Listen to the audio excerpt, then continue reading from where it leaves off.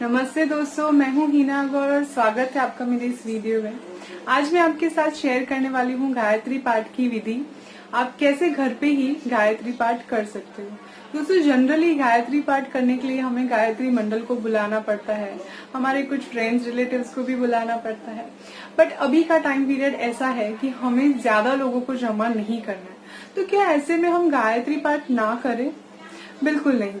आप अकेले भी घर पे गायत्री पाठ कर सकते हो आपके परिवार के साथ। तो आज मैं शेयर करने जा रही हूँ कि गायत्री पाठ आप कैसे बहुत इजीली घर पे ही कर सकते हैं, घर के ही सामान के साथ। तो दोस्तों, बने रहिए मेरे साथ इस वीडियो में आखिर तक, क्योंकि मैं आपको आज पूरी विधि बताने वाली हूँ कि आप गायत्री पाठ घर पे कैसे कर सकते हो।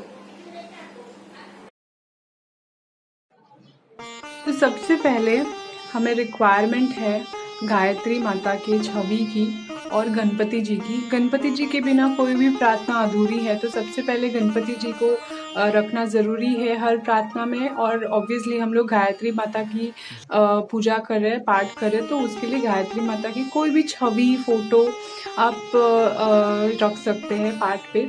एक हमें दिया करना है। मेक श्योर कि ये दिए में इतना आप घी रखें कि 3 से 4 घंटा ये दिया चले और बुझे नहीं। इस तरह से दिया रखना है आपको। और एक साइड आपको पानी रखना है, जल जो हमें पूजा की शुरुआत में ही रख देना है। उसमें मैंने थोड़ा सा यहाँ पे तुलसी पात्र रख दिया है। ये जल रखना बहुत ही इम्पोर्टेंट है। मैं आपको आगे बताऊंगी कि ये जल का क्या करना है। और इस तरीके से बहुत थोड़े से सामान में गायत्री माता की पूजा हो जाती है। यहाँ पे हम आरती का दिया रखते हैं।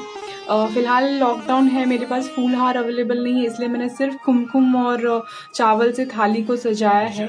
और यहाँ पे मैंने प्रसाद रखा है। गणपति जी को गुड़ धरता है, तो गुड़ का प्रसाद रखा है। खीर का प्रसाद मैंने रखा है और यहाँ पे एक फ्रूट का प्रसाद रखना होता है गायत्री माता की जब भी हम लोग पाठ करते तभी। तो इस तरीके से मैंने यहाँ पे प्रसाद की थाल रखी है।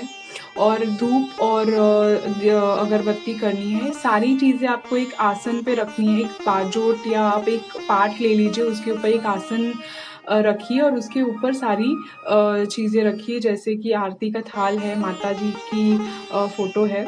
सब ऐसे आपको आसन के ऊपर ही रखनी है।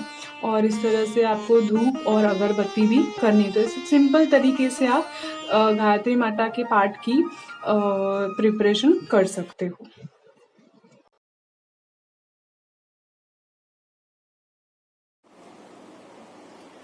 तो दोस्तों, ये था गायत्री पाठ का प्रिपरेशन। अब गायत्री पाठ की शुरुआत कैसे करनी है। तो सबसे पहले हमें हाथ में थोड़ा सा जल लेना है और हमें मन ही मन संकल्प करना है कि हम गायत्री पाठ क्यों कर रहे हैं। और अगर हमसे गायत्री पाठ करने के समय कोई भी भूल हो जाती है तो हम उसकी क्षमा मांगते हैं और वो जल हम जमीन पर छोड़ देते हैं। अब सबसे पहले शुरुआत करते हैं हम गणपति चालीसा से।